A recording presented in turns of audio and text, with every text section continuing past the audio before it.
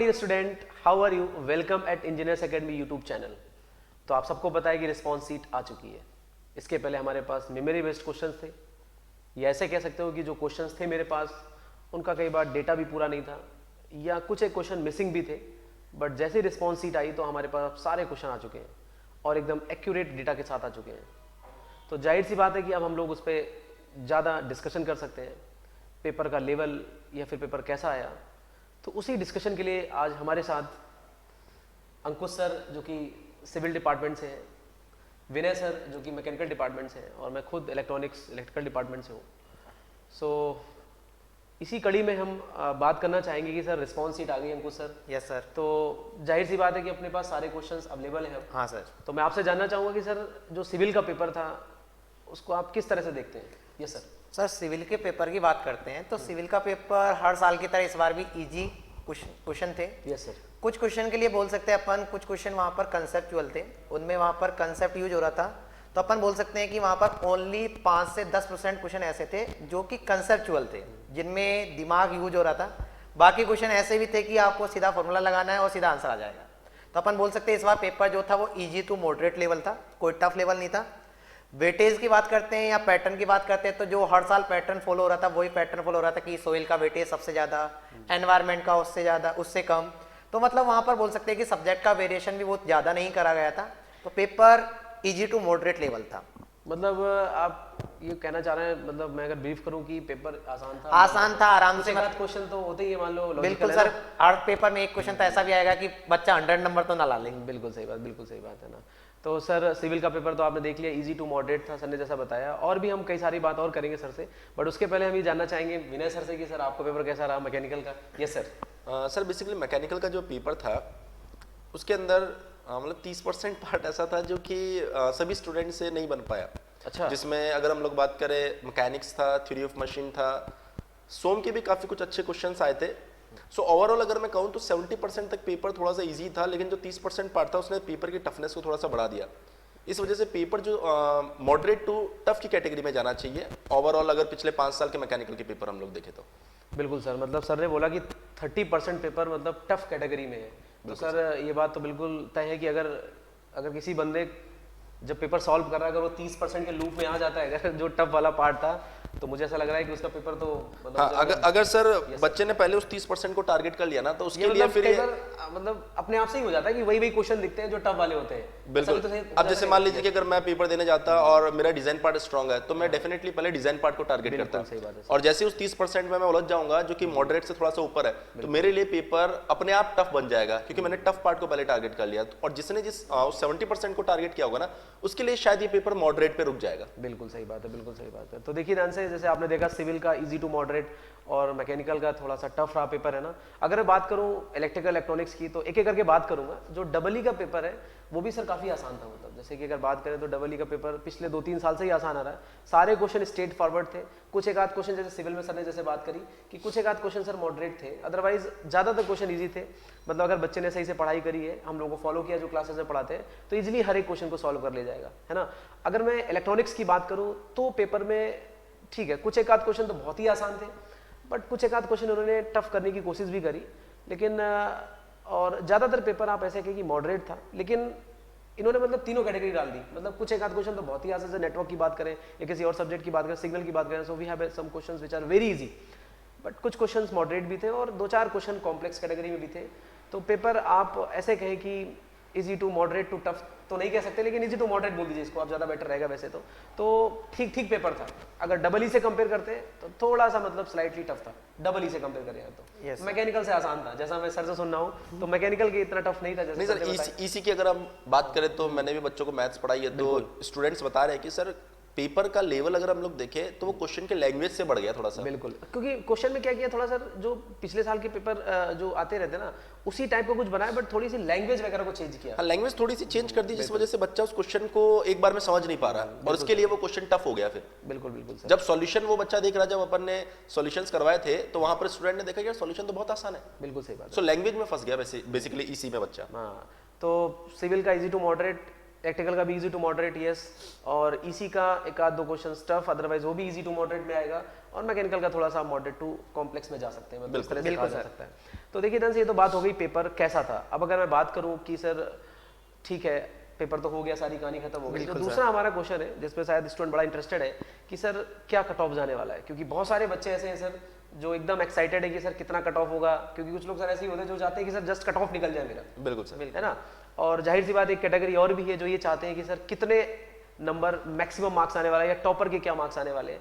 तो इन दोनों बातों पे हम लोग आज डिस्कशन करने वाले हैं। तो सबसे पहले मैं विनय सर से जानना चाहूंगा कि आपके डिपार्टमेंट में क्या होने वाला है, मैक्सिमम और cut off. Yes sir. Sir अगर मैक्सिमम की बात करें ना, तो मैक्सिमम वाला जो पार्ट है ना, वो ये मान के चलिए कि टॉपर जो है ना वो हमेशा इंडिविजुअल परफॉर्मेंस पे डिपेंड करता है। बिल्कुल सही बात की आपने सर। अब ऐसा हो सकता है कि कुछ बच्चे ऐसे जो पिछले 2 साल से तैयार कर रहे हैं, कुछ 3 साल से भी तैयार कर रहे हैं, कुछ ने पहली बार एग्जाम दिया है।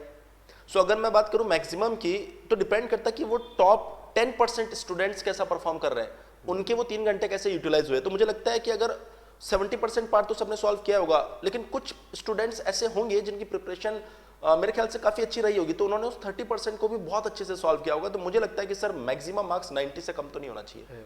सो डेफिनेटली ये 90 या 90 प्लस भी जा सकता है, लेकिन कट ऑफ की अगर हम लोग बात करें तो ये ओवरऑल परफॉर्मेंस पे डिपेंड करता है। जितने भी बच्चे एग्जाम में बैठे होंगे उन सबके लिए पेपर मॉडरेट रहा है, टफ रहा, इजी रहा, कट ऑफ हमेशा उसके ऊपर डिपेंड करती है। तो इस बार का जो पेपर है वो मॉडरेट से ऊपर है, मॉडरेट से ऊपर है, तो कट ऑफ जो है पुराने वाली से कम होनी चाहिए। लास्ट टाइम जो कट ऑफ थी वो हमारी 33 थी जनरल की।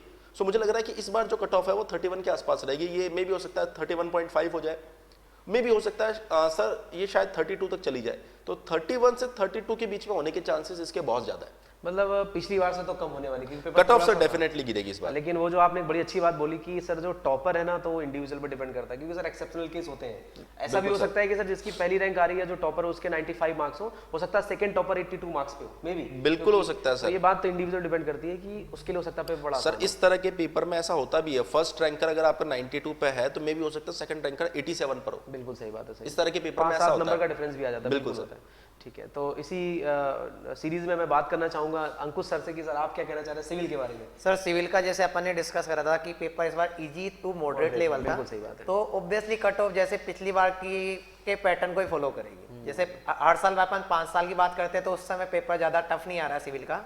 तो जैसे पिछली बार कट ऑफ बात करते थे तो 29.2 जनरल कट ऑफ थी, तो इस बार भी यही रहने वाली है, 29 to 30 के बीच ही कट ऑफ जाने वाली है, बहुत ज्यादा वेरिएशन नहीं आएगा। और टॉपर्स के मार्क्स की बात करें तो जैसा विनय सर ने बोला that is depend on the individual, तो इंडिविजुअल पे डिपेंड करता है। तो वो 95 भी हो सकता है, 98 भी हो सकता है, 92 भी हो सकता है। लेकिन पिछले बार की टॉपर की बात करते हैं तो वो थी वहां पर 95.56, तो इससे कम तो रहने वाला नहीं है मुझे लगता है। बिल्कुल sir, paper easy to moderate तो जाहिर क्योंकि कुछ क्वेश्चन तो ऐसे भी थे कि सीधा फॉर्मूला लगाना था और सीधा आंसर आना था 2 नंबर वाले क्वेश्चंस में भी। जैसा अपन सुनते हैं कि गेट का पेपर तो कंसेप्चुअल होता है, लेकिन कुछ क्वेश्चन गेट में 2 नंबर के ऐसे भी थे, सीधा फॉर्मूला लगाना था, आंसर आना था। तो अपन बोल सकते हैं कि टॉपर के मार्क तो 95 से कम तो नहीं रहने वाले मेरे हिसाब से। तो मुझे ऐसा लगता है शायद अब इसी इलेक्ट्रिकल की बची है कहानी है ना, क्योंकि सर ने सिविल का बता ही दिया और सर ने मैकेनिकल का। तो देखिए ध्यान से, अगर मैं डबल ई और ईसी की बात करूँ है ना, तो अलग अलग ब्रांच को देखते हैं कि दोनों ब्रांच अलग है, दोनों पेपर अलग है। तो अगर डबल ई की बात करूँ तो सर जैसे कि पिछली बार पेपर इजी था, इजी टू मॉडरेट, इस बार भी इजी टू मॉडरेट ही है, कुछ एक आध क्वेश्चन छोड़े। तो लास्ट ईयर भी अगर आप कट ऑफ देखें डबल ई की तो 30.33 थी, 30.30 थी, ठीक है ना। तो अब आप ये लगा लीजिएगा कि इसी के अराउंड रहने वाली है, मे बी 1 मार्क्स प्लस हो जाए या हो सकता है 1 मार्क्स या आधा नंबर कम हो जाए। मतलब आप ये मान के चलिए कि जो आपकी कट ऑफ है 30 के अराउंड रहने वाली है। तो डबल ई की अगर बात करते हैं, फिर से बात आती है सर टॉपर की। तो टॉपर जैसे सर ने बड़ी अच्छी बात बोली कि ये तो इंडिविजुअल कहानी होती है, कोई भी एक बंदा होगा इस पूरे 1 लाख 1.25 लाख में वो हिट कर जाएगा। तो लेकिन ओवरऑल जो आपकी कट ऑफ है वो तो सब पे डिपेंड करने वाली है। तो कट ऑफ पे तो हम लोग बहुत अच्छे से बता सकते हैं कि भाई कट ऑफ आपकी 31 भी हो सकती है और 29 भी हो सकती है, मतलब इसी के अराउंड रहने वाली है सर, 1 ± 1 मार्क्स है ना। अगर मैं बात करता हूँ सर टॉपर की, तो लास्ट टाइम टॉपर के मार्क्स आपके 85.33 थे। अगर डबल ई की बात करता हूँ तो मुझे ऐसा लगता है कि क्योंकि इस बार अगर आप पिछले बार के पेपर को देखें सर और इस बार के पेपर को देखें तो डबल ई में जो है ना आपका पेपर कुछ क्वेश्चन तो बहुत ही आसान आए थे, मतलब they are very easy yes, and जो दूसरा मॉडरेट पार्ट था वो भी ठीक ठीक था। तो मुझे ऐसा लगता है कि इस बार टॉपर के मार्क्स पिछली बार से ज़्यादा आने चाहिए, मे बी इट क्रॉसेस 90। जैसे आप लोग भी 90 क्रॉस कर रहे हैं, तो हमारा भी टॉपर जो डबल ई का होगा 90 नंबर ला सकता है इस बार। सर अगर बात करें डबल की, तो पेपर अगर इजी रहता है ना, तो ऐसी कंडीशन में मुझे लगता है कि जो first rank, second rank, third rank का, उनके बीच में काफी टफ कंपटीशन देखने को बिल्कुल सही मिलेगा। बात सर, गैप बहुत कम हो जाएगा। बिल्कुल बहुत सही कम गैप रहने वाला है। जब पेपर इजी रहता है तो ये सब चीजें देखने को मिलती है। वही अगर पेपर टफ रहता है तो एक दो बच्चे ऐसे होते हैं कि जो मतलब एवरेज को क्रॉस कर जाते हैं, बिल्कुल सही बात। तो वहां पर गैप काफी अच्छा खासा देखने को मिलता है। हाँ, तो हमारे वाले में तो ये बिल्कुल टफ कंपटीशन होने वाला है कि सर इवन 2019 में सर ऐसा हुआ भी, जो आपने बोला कि पेपर बहुत इजी था इलेक्ट्रिकल का, तो वहाँ पे ऐसा हुआ कि सर 89.9, 89.33, 90, मतलब पॉइंट्स में डिफरेंस थे, मतलब बच्चों में। बिल्कुल सर। इवन अपनी कोचिंग के ही बहुत सारे बच्चे थे जिनके 89.33, किसी के 90 मार्क्स, किसी के 88 पॉइंट कुछ, मतलब आप देखेंगे चेन थी पूरी, हर मार्क्स पे 2-2, 3-3 लोग, जैसे आपने बोला इजी के, क्योंकि वो थ्रेशोल्ड हर एक बंदा क्रॉस कर जा रहा है। सर बिल्कुल एक नंबर पे आराम से 40-50 बंदे आ जाते बिल्कुल हैं। बिल्कुल आ जाएंगे, लेकिन जब टफ होता है सर तो ये कंडीशन थोड़ी सी Vary कर चेंज हो जाती है। जाती है, वेरी कर जाती है। बिल्कुल सही। अब अगर मैं इसी की बात करूं तो पेपर पिछले 2-3 साल से लगभग एक जैसे ही आ रहा है, मतलब मॉडरेट ही रहता है लगभग पेपर, है ना, कुछ आध क्वेश्चन ईजी हो जाते हैं। तो अगर इसी की बात करता हूं तो मतलब 25 नंबर कट ऑफ था पिछली बार, उसके पहले भी 26 के आसपास था, मतलब ये 26, 27, 28 में ही रेंज में बार बार लाई कर रहा है पिछले 2-3 सालों से।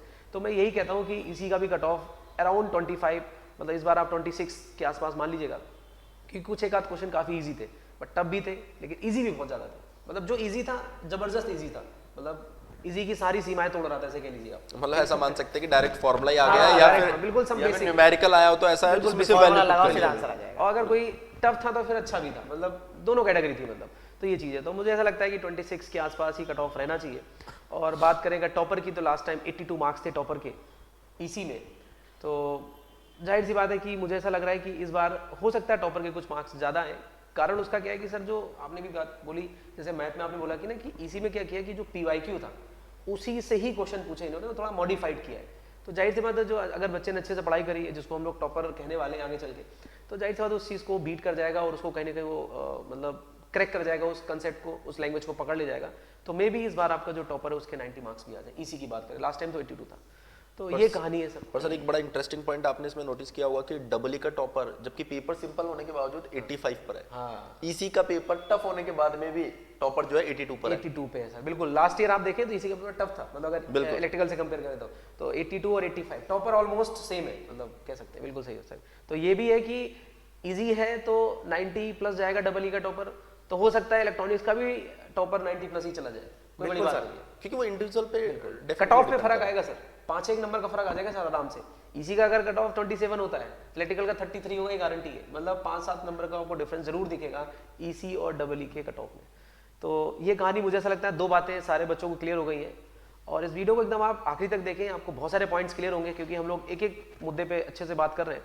तो पहला पॉइंट क्लियर हो गया कि सर पेपर कैसा आया था, पेपर का क्या लेवल था, चारों ब्रांचेस के बारे में हमने आपको बता दिया। दूसरा ये बताया कि सर क्या हाईएस्ट मार्क्स होने वाले हैं और क्या कट ऑफ होने वाला है। इसी सीक्वेंस में हम आगे बढ़ेंगे विनय सर, और डिस्कशन को कंटिन्यू करेंगे कि सर जैसे कि कई स्टूडेंट को एक ये रहता है क्यूरियोसिटी जानने की कि ये जो पेपर आया या पेपर आईआईटी जो सेट कर रहा है, जैसे इस बार आईआईटी कानपुर बनाएगा 2023 का पेपर। Yes, sir.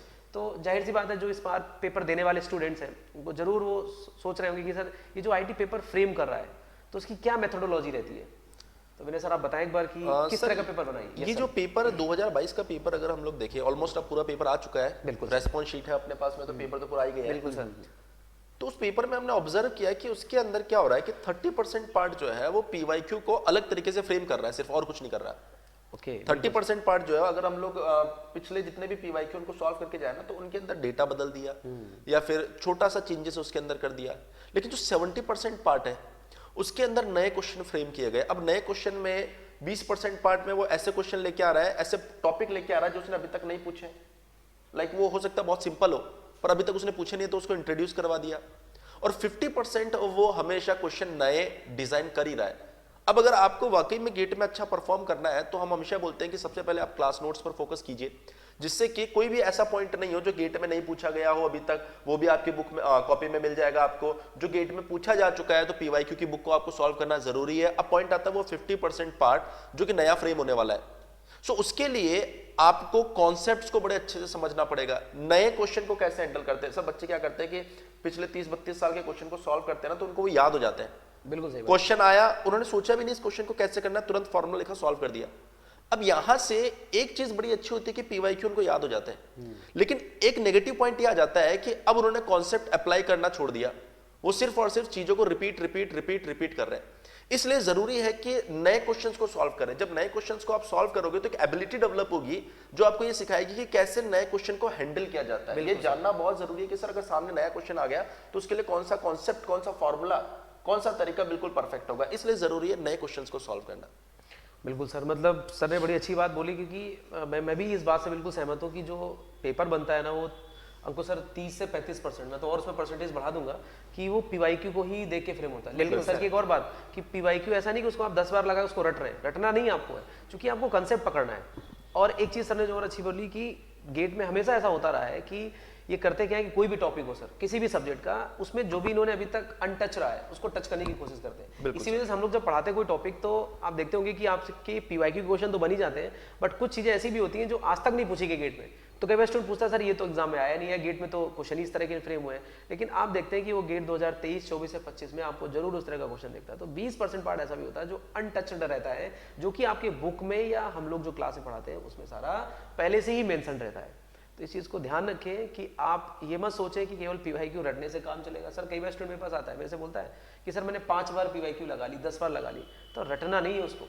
सर एक चीज ऐड करना चाहूंगा। हाँ बिल्कुल सर, कि जैसे गेट की बात करें तो गेट पूरा कंसेप्ट पे बेस होता है। बिल्कुल सही बात है। जैसे अपन ईएससी की तरफ बढ़ जाते हैं तो ईएससी थोड़ा बोल सकते हैं कि रट्टा बेस आ जाता है कि वहां पर आपको प्रीवियस ईयर कर लिए तो आपके 60% क्वेश्चन सोल्व हो जाएंगे। लेकिन अपन गेट की बात करते हैं तो गेट में कंसेप्ट वेरी इंपॉर्टेंट होता है, और कंसेप्ट तभी आएगा जब आप वहां पर प्रीवियस ईयर के अलावा प्रैक्टिस करो नए क्वेश्चंस। और नए क्वेश्चंस की सीरीज में इंजीनियर्स एकेडमी का आपने यदि बैच ज्वाइन कर रखा हो तो आप देखोगे कि आपको वहां पर हर चैप्टर वाइज आपको डीपीपी मिलती है, और डीपीपी में अपन यहाँ पर हमने पूरे नए क्वेश्चंस फ्रेम करते हैं, कंसेप्ट नया होता है, उसमें उन टॉपिक को भी कवर करते हैं जो अभी तक गेट ने टच नहीं करा है। तभी तो सर बेनिफिशियल होता है, तभी तो बेनिफिशियल तभी बोला जाता है कि practice is very important for the GATE examination. बिल्कुल सही बात है सर। तो पीवाईक्यू तो लगाना है, बट उसको ध्यान से समझ के करना है, उसको रटना नहीं है। दूसरा पॉइंट ये है कि हम लोग की जो डीपीपी है उसको करना है, ठीक है ना। तो ये 2 काम अगर आप करते रहेंगे और क्लास नोट्स को प्रॉपरली पढ़ते रहेंगे तो मुझे ऐसा लगता है, या सर को भी ऐसा लग रहा है, सबको ही लग रहा है, या इवन आपको भी लगने लगेगा कुछ दिन बाद कि सर आपका एग्जाम अच्छा होने वाला है। तो ओवरऑल जो इस पॉइंट का कंक्लूजन ये निकल के आता है कि कहीं ना कहीं जो गेट का पेपर है पीवाईक्यू को फोकस करता है। 20% वो टॉपिक्स, वो सिलेबस का पार्ट जो अनटच्ड होता है उसको भी टच करने की कोशिश करते हैं, और जो और पार्ट बच रहा आपका लगभग 40-50% पार्ट सर, उसमें क्या रहता है कि ये होते वही टॉपिक्स हैं, पुराने ही टॉपिक होते हैं, बट उसमें कुछ नई फ्रेमिंग, कुछ नया एप्टीट्यूड घुसाने की कोशिश करते हैं। एम आई राइट? बिल्कुल, यही चीज़ इसमें करते हैं। तो इस चीज़ को थोड़ा सा आप ध्यान दीजिएगा। तो इस तरह से पेपर रहता है 2023-24 के लिए, जो लोग इंटरेस्टेड है गेट के लिए, तो इस चीज़ को थोड़ा सा आप समझने की कोशिश करें, ठीक है ना। इसी सर एक और बड़ा मतलब कॉमन सा क्वेश्चन मेरा है, या कई बार मैं सोचता भी रहता हूँ, ये स्टूडेंट कई बार बड़ा उनका भी रहता है कि सर नॉन टेक पार्ट है ना, जैसे कि 70% पेपर ऑलमोस्ट टेक्निकल होता है सर, स्ट्रीम का ही पेपर रहता है। 30% जो पेपर होता है लगभग, जिसमें मैथ और एप्टी और इंग्लिश रहती है, इसको मुझे ऐसा लगता है कि स्टूडेंट पूरे साल इग्नोर करता रहता है। उसको लगता है मैथ तो नहीं सर, अगर इसको इग्नोर कर दिया ना तो फिर आप गेट भूल जाए। वही चीज है, मैं वही कह रहा हूँ। तो ये बड़ा इंपॉर्टेंट पार्ट है। तो विनय सर से मैं जानना चाहूंगा कि सर इसको बच्चों को कैसे, मतलब पहले दिन से लेके और आखिर सर मैं जब भी उनको मैथमेटिक्स पढ़ाता हूँ मैं उनको ये चीज जरूर बोलता हूँ कि अगर मैथमेटिक्स नहीं है तो फिर टेक्निकल को तो भूल ही जाओ। जिस बच्चे ने मैथमेटिक्स के 13 से 14 नंबर का पार्ट गलत कर दिया वो टेक्निकल को सही कैसे कर देगा? नहीं कर पाएगा सर। इसलिए जरूरी है कि सर अगर आप गेट में अच्छा स्कोर करना चाह रहे हैं, आप चाह रहे हैं कि मेरी एक अच्छी रैंक आए, तो वो पार्ट जो सबके लिए इजी है वो तो करना ही पड़ेगा आपको। बिल्कुल सही बात है सर। अब देखिए सर, गेट में रैंक कैसे बनती है? एक बच्चा होता है जो सिर्फ इजी पार्ट कर पाता है, एक बच्चा होता है जो टफ चीजों को पहले सीखने की कोशिश करता है, उस चक्कर में इजी पार्ट को छोड़ देता है। दोनों ही बच्चे रैंक नहीं बना पाएंगे। रैंक वही बना पाएगा जो सबसे इजी पार्ट को, या बोल सकते हो मॉडरेट लेवल के पार्ट को पहले कवर कर रहा है। उसके बाद में, क्योंकि आपको सबसे पहले तो उस 40-50 मार्क्स तक पहुंचना पड़ेगा ना, रैंक बनाने के लिए उस 50 मार्क्स को कवर करना पड़ेगा। स्टेप बाय स्टेप चलना ही पड़ेगा। अगर आपने जो टफ पार्ट है उस पर काम किया है तो इजी पार्ट में अगर आपने 10 नंबर छोड़ दिए तो वो टफ पार्ट से 10 नंबर कवर नहीं हो पाएंगे। इसलिए सबसे जरूरी है कि आपका वो पार्ट जो कॉमन पार्ट है, जो सबको सॉल्व करना ही है, उसको आप शुरू से लेकर चले। अगर मैं बात करूं लगभग 25 मार्क्स आप उसमें अचीव कर सकते हो। सो ये 25 मार्क्स फ्रॉम द बिगिनिंग अगर आप प्रिपेयर करते हुए जाएंगे ना, तो एग्जाम के अंदर टेक्निकल में आप जितना अच्छा परफॉर्म करेंगे आपकी रैंक उतनी बेहतर होगी। लेकिन अगर आप इसको थोड़ा सा भी लूज छोड़ देते हैं इसमें अगर 10 नंबर कम हो गए ना सर, तो फिर टेक्निकल में वो 10 नंबर लाना आपके लिए बहुत हेक्टिक हो जाएगा, बहुत मुश्किल हो जाएगा। इसलिए मैं ये चाहता हूं कि अगर कोई भी बच्चा गेट में अच्छी रैंक लाना चाह रहा हो तो उनके लिए जरूरी है कि आप सबसे पहले नॉन टेक्निकल पार्ट को फ्रॉम द फर्स्ट डे इतना स्ट्रांग रखो कि जब भी आप पेपर को अटेम्प्ट करो तो आप कॉन्फिडेंटली बोल सको कि 25 मार्क्स तो मेरे डन है।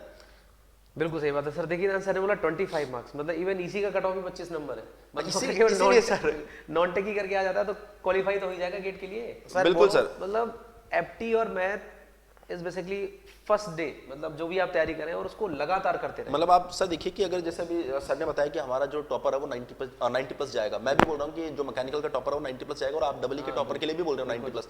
सो 90 प्लस अगर आप मार्क्स लेकर आ रहे हो और सोचिए कि आपने 25 मार्क्स जो आपका मैथ एप्टी वगैरह है उसमें से अगर 10 नंबर छोड़ दिए, इसका मतलब 70 आउट ऑफ 70 लाना पड़ेगा अगर आपको सिंगल डिजिट रैंक चाहिए तो, जो कि ऑलमोस्ट इंपॉसिबल अपन मान सकते हैं। सही बात है। इसलिए जरूरी है कि सर जो बेसिक पार्ट है, जो मॉडरेट पार्ट है, उसको आप लोग कवर करें सबसे। और एवरेज स्टूडेंट के लिए तो बड़ा ही बहुत अच्छी चीज है कि चलो उसको थोड़ा टेक्निकल अगर कुछ सब्जेक्ट नहीं समझ में आते हैं तो मैथ और एप्टी उसकी नैया पार लगा देगा। बिल्कुल सर, बड़ी आसानी से सर। और मैथ में तो ऐसा मेरे हिसाब से मैंने ऐसा भी सुना है स्टूडेंट से कि यदि आप जैसे सिविल वाले हो तो मैकेनिकल की मैथ कर लो, बिल्कुल प्रीवियस ईयर, तो आपका क्वेश्चन तो मैच ही हो जाएगा, सेम मैच हो जाता है। बिल्कुल। वहां पर अदर ब्रांच की मैथमेटिक्स यदि आप कर लेते हो तो आपका गेट का प्रीवियस ईयर का मतलब बोल सकते हैं गेट का क्वेश्चन सेम का सेम मैच कर जाता है। और अपन सिविल की, मैं इस बार के सिविल की यदि बात करता हूँ तो यदि आपने मैथ नहीं पढ़ी तो आपके गेट में 2 क्वेश्चन, हर दोनों पेपर में 2-2 क्वेश्चन ऐसे आए थे, था टेक्निकल लेकिन उसमें लिमिट घुसा दी बीच में, इंटीग्रेशन घुसा दिया, तो मतलब आपको मैथमेटिक्स तो पढ़नी ही पड़ेगी। सही बात है सर। बिना मैथ्स के तो मतलब ये मान के चलिए, अभी बच्चों से जब मेरी बात हुई तो बच्चे बता रहे हैं सर अपनी जो PYQ है मैथ्स की, उसके अंदर इतने क्वेश्चंस हैं, उनको सॉल्व करके चले जाओ, क्वेश्चन उन्हीं में से फ्रेम हो अरे ये मैच भी तो कराया हम लोगों ने। हाँ, ये मैच करवाया, उसमें सारे क्वेश्चन मैच करे सर। उसके अंदर अपन ने बताया कि क्वेश्चन कैसे नोट से मैच कर रहा है। सो मुझे नहीं लगता कि सर अगर मैथमेटिक्स को आप छोड़ देंगे या मैथमेटिक्स को सीरियस नहीं लेंगे तो अब फिर आप अच्छा स्कोर कर सकते हैं। ऑलमोस्ट ये बहुत मुश्किल, इम्पॉसिबल आप मान सकते हो। तो ओवरऑल यही समरी निकल के आ रही है कि मैथ एप्टी को तो बहुत सीरियस लेना है, टेक्निकल को भी सीरियस लेना है। ऐसा नहीं कि मैथ एप्टी पढ़ते रहो पूरे साल, है ना, तो टेक्निकल को भी सीरियस लेना, बट ऐसा नहीं कि किसी को लेकर आप इमोशनल हो जाए, है ना। टेक्निकल को भी ध्यान देना और मैथ एप्टी पे थोड़ा सा आपको ध्यान बिल्कुल देना, जो कि कई बार एवरेज स्टूडेंट या जो सही तरीके से उनको गाइडेंस नहीं मिल रही तो इस पेपर को हमेशा इग्नोर करते रहते हैं। इवन लास्ट टाइम कुछ लोग तो सर ऐसे भी होते हैं बच्चे जो लास्ट के 15 मिनट में या 5 मिनट में एप्टी करने की कोशिश करते हैं, जो कि मतलब गलत है। तो मेथोडोलॉजी बिल्कुल क्लियर होनी चाहिए, टेस्ट सीरीज लगाएं, PYQ करें, जो अनटच पार्ट उसको पढ़ें, ठीक है ना, और साथ के साथ हम लोग की जो DPP उसको लगाएं। इस तरह से अगर आप प्रिपरेशन को आप मूव ऑन करते हैं तो मुझे लगता है कि आप काफ़ी अच्छा कर ले जाएंगे गेट एग्जाम में। नाउ फाइनली सर हम लोगों ने शायद सारी चर्चाएं कर ली, एक लास्ट पार्ट बच रहा है कि बहुत सारे सर स्टूडेंट ऐसे भी जिनके काफ़ी अच्छे मार्क्स आने वाले हैं। तो मैं विनय सर से, अंकुश सर से जानना चाहूँगा कि हम लोगों ने क्या प्लान कर रखा है अब उन बच्चों के लिए जिनकी रैंक अच्छी आने वाली है। सर बेसिकली अगर हम लोग बात करें जिन्होंने अच्छा स्कोर किया है, अब जिन बच्चों ने अच्छा स्कोर किया है उनके लिए इंजीनियर्स एकेडमी यूट्यूब चैनल जो है उसके ऊपर continuously frequently yes sir post gate counselling के सेशंस अपलोड होते जा रहे हैं। जैसे किसी बच्चों को कंफ्यूज होने की जरूरत नहीं है कि सर मेरे 70 मार्क्स आ रहे, मुझे कौन सा IIT मिल सकता है, कौन सा PSU मिल सकता है। आप उन सेशंस को केयरफुली देखिए, फैकल्टीज अपने नंबर भी शेयर कर रहे हैं, आप उनसे कंसल्ट कीजिए, काउंसलिंग में किसी भी तरह की कोई समस्या नहीं आएगी। लेकिन अगर आप उन सेशंस को नहीं देखते हैं और खुद ही अपनी साइड से कोई डिसीजन ले लेते हैं तो वहां पर हो सकता है कि 70 मार्क्स पर आपको कुछ बेस्ट मिल सकता था और आपको अब एवरेज से कॉम्प्रोमाइज करना पड़ रहा है। तो वो सेशंस अपन लोग अपलोड कर रहे हैं, बच्चे अगर उनको देखेंगे तो डेफिनेटली उनके लिए हेल्पफुल होने वाले हैं। यस अंकुश सर। बिल्कुल सर, यहाँ पर हमने एक ब्रांच वाइज भी सेशन अपलोड करने वाले हैं कि जैसे आप सिविल ब्रांच के हो, आप मैकेनिकल ब्रांच के हो, तो आपके लिए डिफरेंट IIT में क्या क्या अपॉर्चुनिटी है। क्योंकि कुछ लोगों को पता, जैसे बीटेक करने के बाद कुछ बच्चों को पता भी नहीं होता कि यार हम एमटेक में जाए या MS जाए तो उनके पास क्या क्या अपॉर्चुनिटी है। विदाउट गेट है तो विदाउट गेट भी आजकल बहुत IIT है, NIT है जो आपको अपॉर्चुनिटी देती है फॉर द एमटेक के लिए, तो वो बच्चों को पता नहीं होता। इसलिए इंजीनियर्स एकेडमी आपके लिए बहुत सारे सेशंस लाने वाले हैं, ब्रांच वाइज भी लाने वाला है, कॉमन भी लाने वाले हैं, और गेट क्वालिफाई, नोट क्वालिफाई या गेट में इतने नंबर्स आ रहे तो क्या अपॉर्चुनिटी है हमारे पास। तो इस तरह के बहुत सारे सेशन हम अपलोड करने वाले हैं, तो बने रहिए इंजीनियर्स एकेडमी चैनल पर।